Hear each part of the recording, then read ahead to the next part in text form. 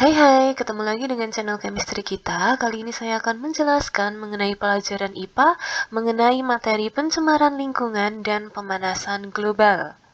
Nah, dalam pencemaran lingkungan, nanti kita akan mempelajari aktivitas-aktivitas manusia yang berdampak pada kerusakan dan pencemaran lingkungan.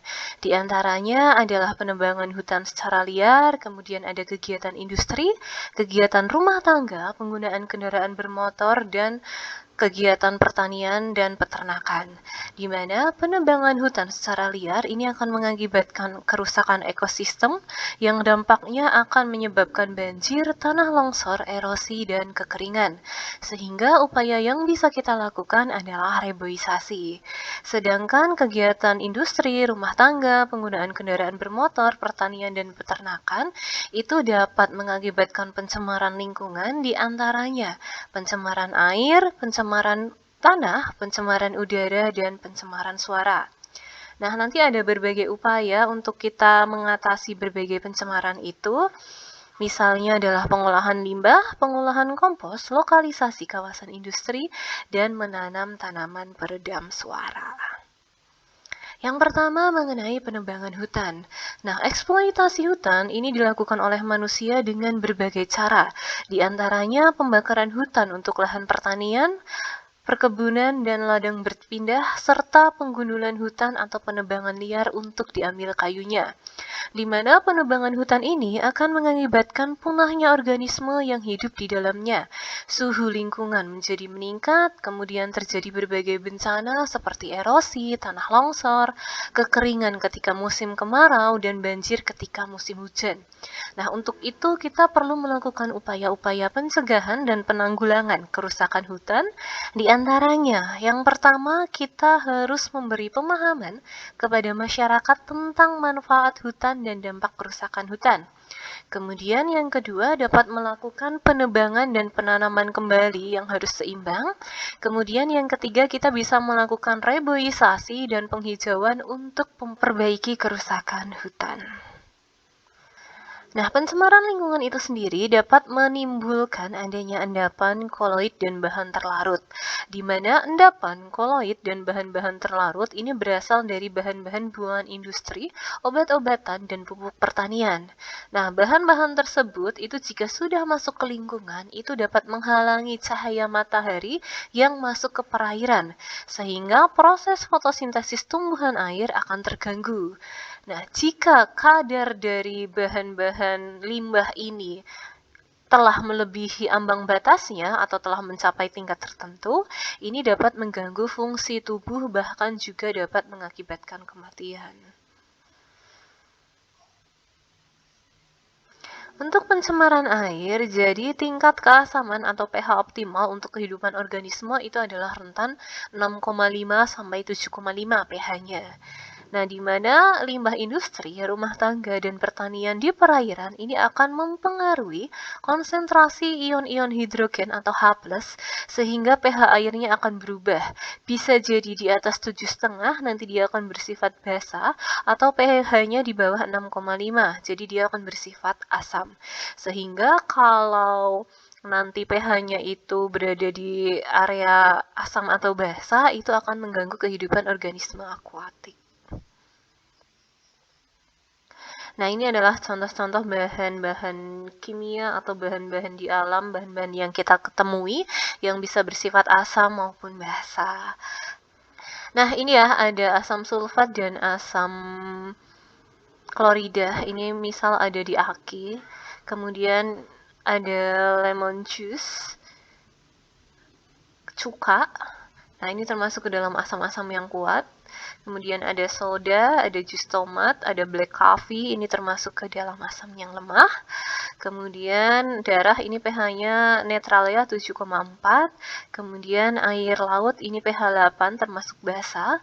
Baking soda, kemudian larutan amonia, ini adalah bahan-bahan basa lemah. Kemudian ada pemutih, kemudian ada pembersih lantai, pembersih bahan-bahan lainnya, ini termasuk ke dalam basa kuat. Nah, pencemaran air itu juga dapat menyebabkan perubahan warna, bau, dan rasa. Syarat air yang dapat dimanfaatkan manusia itu tidak boleh berwarna, tidak berbau, dan tidak berasa. Dengan adanya buangan limbah industri yang terlarut dalam air, maka air di perairan menjadi berwarna, berbau, dan berasa. Seringkali limbah industri yang berwarna dan berbau itu mengandung bahan-bahan yang berbahaya bagi organisme akuatik.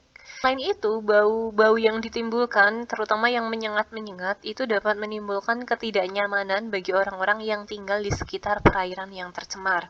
Selain itu, kalau misal manusia itu memakan ikan atau organisme-organisme yang berasal dari perairan dan perairannya itu tercemar, itu juga dapat menyebabkan bahaya bagi kesehatan manusia.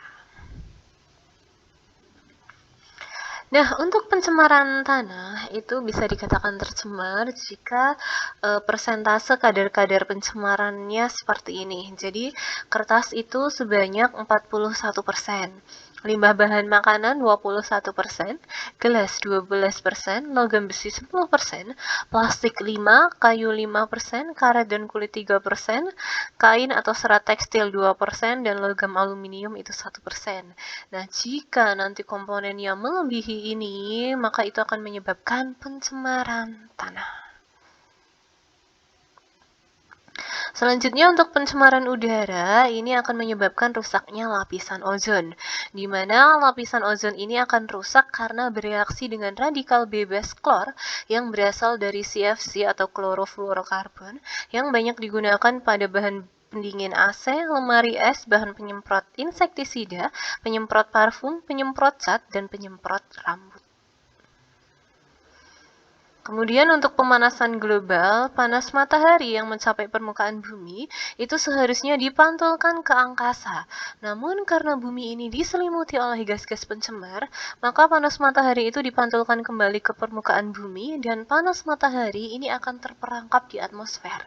Nah, peristiwa ini mirip dengan peristiwa di rumah kaca sehingga dinamakan dengan efek rumah kaca, di mana efek rumah kaca ini akan menyebabkan meningkatnya suhu bumi yang disebut dengan global warming atau pemanasan global.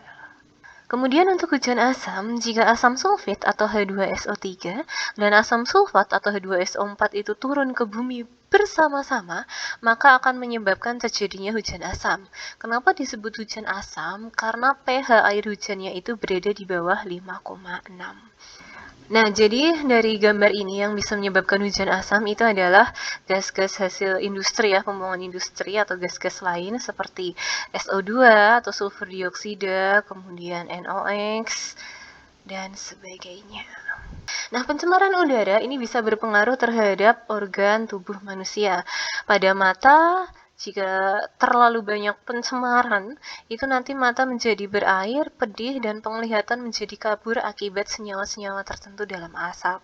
Sementara di organ pernafasan itu dapat terjadi iritasi pada hidung, tenggorokan terasa seperti terbakar, dan partikel dapat melemahkan daya tahan paru-paru terhadap infeksi. Sedangkan pada jantung, jantung bisa menjadi lemah akibat sel-sel darah merah ini terhambat dalam menyalurkan oksigen ke seluruh tubuh. Nah, hal ini terjadi karena banyaknya karbon dioksida yang berada di sel-sel darah. Kemudian pada otak dapat menyebabkan terjadi melemahnya fungsi otak dan koordinasi motorik karena menurunnya kadar oksigen di otak. Untuk pencemaran suara, sumber suara yang mengeluarkan suara di atas 80 dB akan mengganggu kesehatan manusia. Hilangnya pendengaran dimulai pada tingkat kebisingan antara 80-90 dB selama 8 jam. Pada tingkat 120 dB akan membuat telinga terasa sakit dan dapat membunuh manusia pada tingkat 180 dB.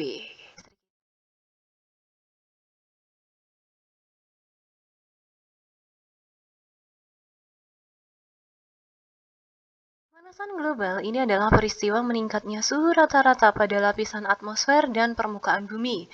di mana gejala terjadinya pemanasan global ini dapat diamati dan dirasakan. Misalnya, terjadinya pergantian musim yang tidak bisa diprediksi, yang harusnya misal di bulan Januari itu adalah musim hujan, tapi nyatanya yang terjadi adalah musim kemarau. Kemudian sering terjadinya angin puting beliung. Kemudian ada banjir dan kekeringan di wilayah yang tidak biasa mengalami, dan terumbu karang menjadi memutih. Sedangkan efek rumah kaca ini terjadi akibat panas yang dipantulkan oleh permukaan bumi ini terperangkap oleh gas-gas di atmosfer sehingga tidak dapat diteruskan ke luar angkasa melainkan dipantulkan kembali ke permukaan bumi. Jadi untuk gas-gas rumah kaca itu bisa karbon dioksida, karbon monoksida, kemudian CFC, metana dan sebagainya. Nah, ini ya, seperti yang saya jelaskan tadi, bahwa gas-gas rumah kaca itu seperti karbon dioksida, metana atau CH4, dinitrogen oksida atau N2O, uap air, klorofluorokarbon atau CFC, hidrofluorokarbon atau HFC, dan sulfur heksafluorida atau SF6. Gas-gas tersebut ini memiliki sifat memerangkap panas, sehingga panas yang dipantulkan oleh permukaan bumi ini tidak dapat diteruskan ke angkasa. Nah, di antara gas-gas tersebut, gas yang paling berperan menyebabkan pemanasan global adalah karbon dioksida atau CO2. Ini ya, CO2 ini sebesar 72%, metana 18%, dan NOx ini 9%. Nah, dampak pemanasan global ini dapat terjadi pada beberapa hal.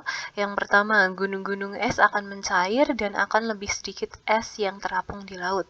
Jadi ketika gunung-gunung es ini mencair, maka permukaan air laut akan bertambah.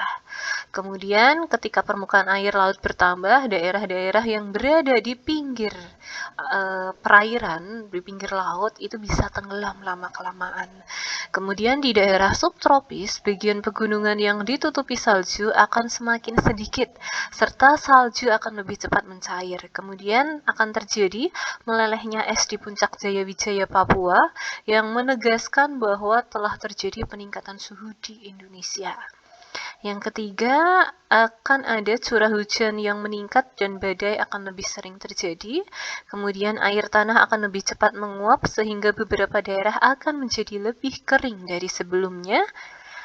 Yang keempat, angin akan bertiup lebih kencang dengan pola yang berbeda-beda sehingga terjadi angin puting beliung yang lebih besar dan pola cuaca menjadi tidak terprediksi dan lebih ekstrim.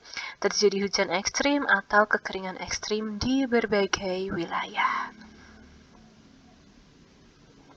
Nah, dampak yang pertama penjelasannya mengenai kenaikan permukaan laut.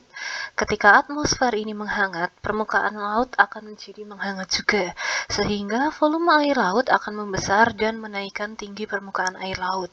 Peningkatan tinggi muka air laut sebesar 30% ini berasal dari pencairan es dan sisanya berasal dari pemuaian air akibat peningkatan suhu.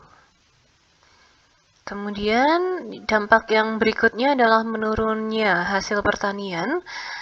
Jadi dampak perubahan iklim terhadap ketahanan pangan itu diantaranya kekeringan di wilayah pertanian yang mengakibatkan tanaman pertanian menjadi rusak, kemudian banjir di wilayah pertanian yang akan merendam tanaman pertanian dan menyebabkan gagal panen. Kemudian dampak yang ketiga akan terjadi kerawanan pangan di beberapa wilayah yang rawan dengan bencana kering dan bencana banjir. Kemudian tanaman pangan dan hutan ini dapat mengalami serangan hama dan penyakit yang meningkat populasinya akibat perubahan iklim. Kemudian pengaruhnya terhadap hewan dan tumbuhan. Selain manusia, hewan dan tumbuhan ini menjadi makhluk hidup yang juga terkena pemanasan global, di mana hewan dan tumbuhan yang tidak dapat beradaptasi dengan pemanasan global itu dia akan terancam punah dan akan mengurangi keanekaragaman hayati. Jika banyak organisme yang punah, maka ekosistem ini menjadi tidak stabil. Berikutnya, dampak terhadap kesehatan manusia ini dapat menyebabkan meluasnya penyebaran penyakit, sebagai contoh DBD dan penyakit malaria. Kemudian banyak kasus orang meninggal akibat penyakit yang dipicu oleh cuaca panas. Misalnya stres, stroke, dehidrasi, jantung, ginjal, dan kanker juga.